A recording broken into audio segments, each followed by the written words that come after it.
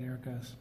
All right, that's the voice of Jim Letary, big part of St. Barnabas, and we are here at Beaver Meadows, 5130 Tuscarawas Road in my backyard, Beaver County, and I'm so honored to truly have a champion of the people. He is Mr. Jim Roddy, longtime man involved in politics in our region, former head of the Allegheny County Republican Party, and the very first Allegheny County Chief Executive. One of the things that we both agree upon, he may be a Democrat, which I'm a Democrat, but Rich Fitzgerald is doing an incredible job. I was just telling you, I see this man not only in Allegheny County, but when I'm here from time to time in Beaver County, he's here too.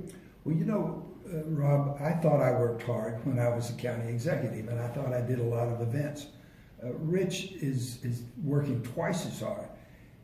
When I used to go do 3 events, he now does 5.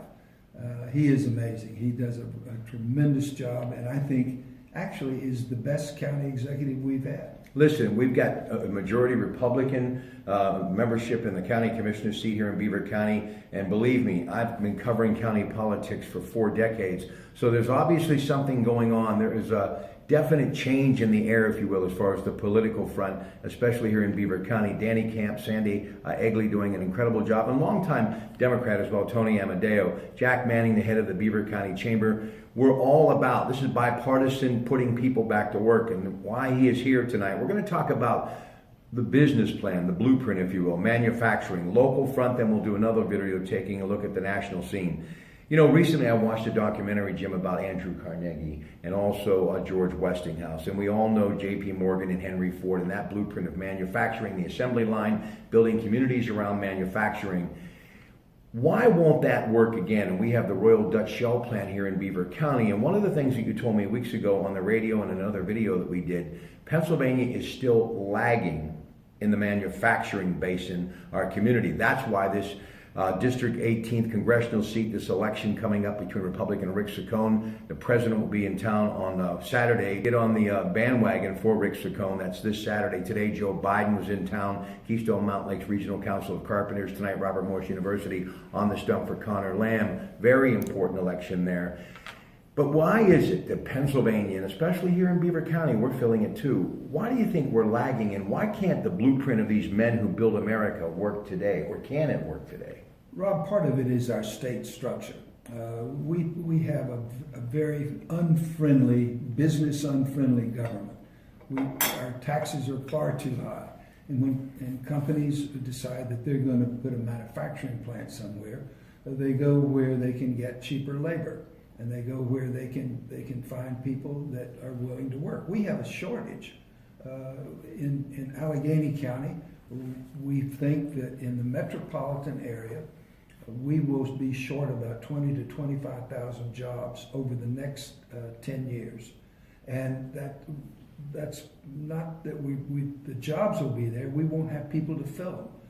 And in Beaver County has a population of 168,000. The average age is about 44 years, and it's an older population. We don't have the people that are ready to fill the jobs.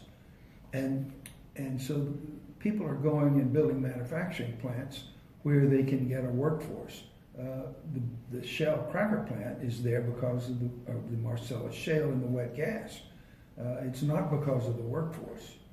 So if we could get the workforce in a place like the Keystone Mountain Lakes Regional Council of Carpenters, their training center, they are training the future of labor. But if we could get that workforce, and hopefully we'll be able to ramp up and do it, could the blueprint of those men work again today? Absolutely. In fact, every manufacturing job creates another 3 jobs somewhere in the community. So the multiplier effect is very positive.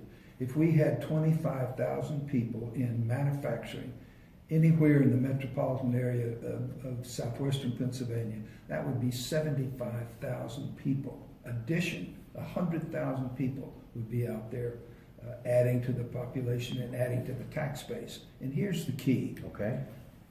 All of these things that everyone wants to do about the environment, education, infrastructure, all of these things cost money. The only way you do them is growing the economy, building the tax base. And the tax base in Beaver County is low because you've never really recovered from the loss of the steel industry. And that's Pennsylvania. Pennsylvania is simply not a place where it is business friendly, and we are not filling the jobs. We've got to start growing the tax base if we want to do all of these things. Tell me about St. Barnabas, Beaver Meadows, and we'll take a break and come back and talk some national stuff. Go ahead. This is probably the single best assisted living facility anywhere in the region. 83 beds are licensed. We stay full all the time here. It's really a wonderful facility. It was built 15 years ago, almost 16 years ago now, and if you look at it, it looks like it's brand new.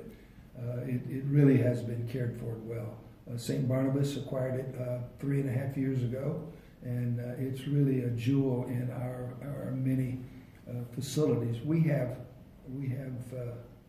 5 campuses in 3 counties, 800 employees, serving over 1,200 people, 600 of which are independently living, and we are growing, and we're going to grow in Beaver County.